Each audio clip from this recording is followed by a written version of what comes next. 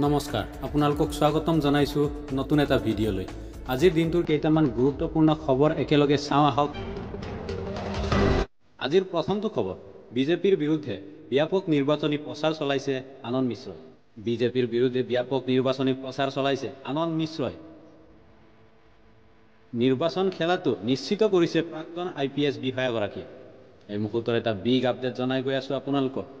এই ঘোষণাৰ পিছতেই বক্সাৰত প্ৰচাৰ চলাইছে আনন্দ মিশ্ৰই।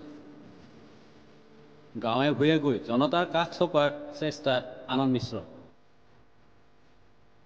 উল্লেখ্য যে বক্সাৰ জনতাৰ সপোন ভাঙিবলৈ নিদিওঁ বুলি কৈছিল IPS আনন্দ মিশ্ৰই। বিজেপিৰ পৰা টিকট নোপোৱাৰ পিছতে বক্সাৰৰ জনতাই সাব্যস্ত কৰিছিল প্ৰতিবাদ। জনতাৰ প্ৰতিবাদৰ পিছতে নিৰ্দলীয়কৈ হলেও নিৰ্বাচন খেলাৰ ঘোষণা কৰিছিল IPS আনন্দ মিশ্ৰ। দিনে নিশাই প্ৰচাৰ অভিযানত ব্যস্ত হৈ পৰিছে আনন্দ মিশ্ৰ। বিজেপিৰ বিৰুদ্ধে ব্যাপক নিৰ্বাচনী প্ৰচাৰ চলাইছে আনন্দ মিশ্ৰই। এই মুহূৰ্তত এটা বিগ আপডেট জনাই গৈ আছে আপোনালোকক।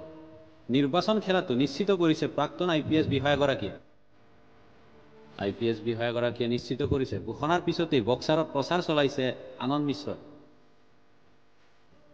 গাঁৱে ভূঞে গৈ জনতাৰ কাষ চপাৰ চেষ্টা কৰিছে IPS আনন্দ মিশ্ৰই। এতিয়া আছে পৰৱৰ্তী খবৰ। হোৱাটছএপত হাই দিলেই লাভ কৰিব ড্ৰাইভিং লাইচেন্স পান কাৰ্ড। হোৱাটছএপত মেছেজ দিলেই লাভ কৰিব ড্ৰাইভিং লাইচেন্স পান কাৰ্ড। এই মুহূৰ্তৰ এটা ভাল খবৰ জনাই গৈ আছো আপোনালোকক। দেশৰ কোটি কোটি জনতাৰ বাবে জৰুৰী খবৰ। MyGov হেল্প ডেস্ক জনতাক দিছে নতুন সুবিধা। মেছেজ কৰক 9013151515 নম্বৰলৈ। হাই হেল্ল' অথবা ডিজিলকাৰ লিখি প্ৰেৰণ কৰক হোৱাটছআপ মেছেজত। ড্ৰাইভিং লাইচেন্স পান কাৰ্ড উপৰিও আন জৰুৰী নথিপত্ৰ ডাউনলোড কৰিব পাৰিব এই পৰ্টেলযোগে। ডিজিলকাৰত নথিপত্ৰ ছেভ কৰি ৰখাসকলে লাভ কৰিব এই সুবিধা।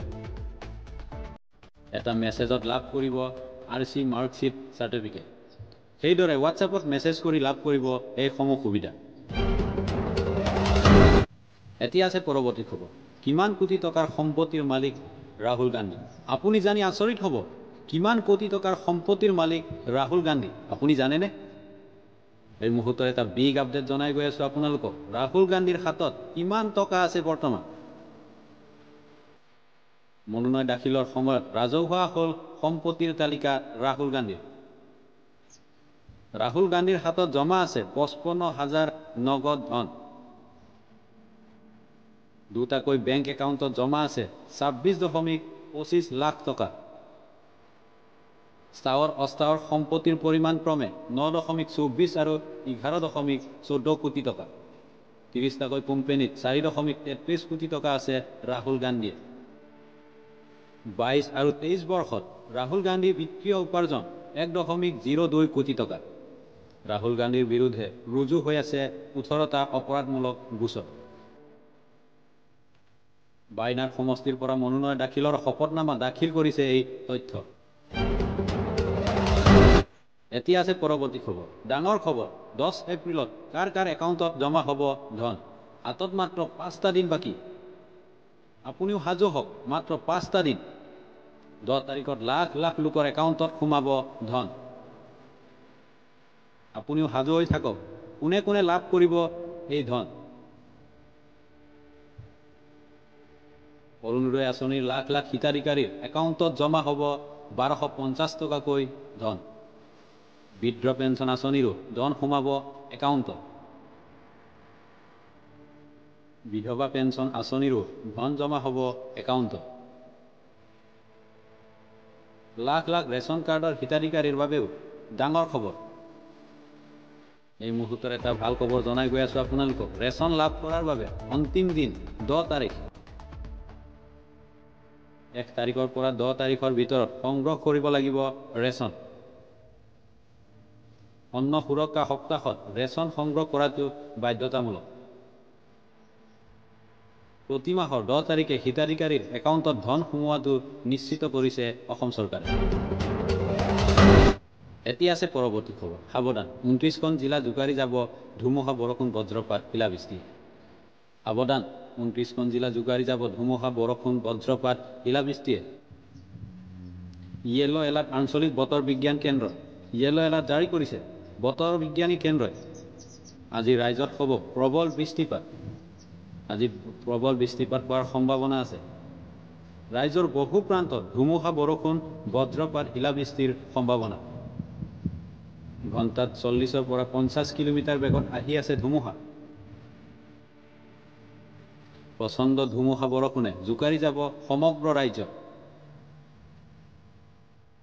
ঠায়ে ঠায়ে পৰিব বজ্ৰপাত।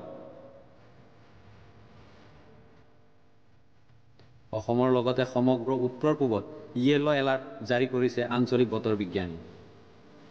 7 এপ্ৰিললৈকে ৰাজ্যত প্ৰচণ্ড ধুমুহা বৰষুণৰ হোৱাৰ সম্ভাৱনা আছে। ধুমুহা বৰষুণৰ সময়ত নিৰাপদ স্থানত অৱস্থান কৰাৰ আহ্বান বতৰ বিজ্ঞানী কেন্দ্ৰ।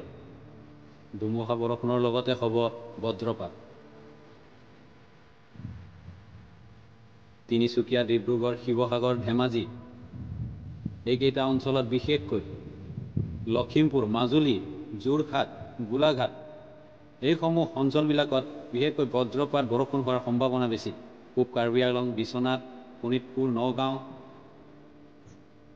হোজাইত হ'ব, ডিমা হাছাও, শিলচৰ, হাইলাকান্দি, কৰিমগঞ্জত হ'ব বৰষুণ। পশ্চিমবংগ, কাৰ্বি আংলং, নগাঁও, মৰিগাঁও এইসমূহ ডিষ্ট্ৰিক্টতো, কামৰূপ মহানগৰ, দৰং, ওদালগুৰি, বাক্সা এইসমূহ সমগ্ৰ অসমত নলবাৰী, কামৰূপ, বৰপেটাতো বৰষুণ হোৱাৰ সম্ভাৱনা আছে। গোৱালপাৰাতো সম্ভাৱনা আছে। বঙাইগাঁও, চিৰাং, কোকৰাঝাৰ এইসমূহ সমষ্টি ডিষ্ট্ৰিক্টত প্ৰবল বৰষুণ হোৱাৰ সম্ভাৱনা আছে। ধুবুৰী আৰু দক্ষিণ শালমৰাত জাৰি কৰা হৈছে ইয়েলো এলাৰ্ট। এতিয়া আছে পৰৱৰ্তী খবৰ। নিৰ্বাচনৰ পূৰ্বে বিজেপিত পদত্যাগৰ ধুমুহা।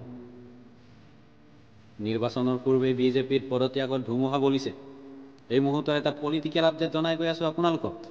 কেইবাজনো বিধায়ক সাংসদে একেলগে এৰিলে বিজেপি দল।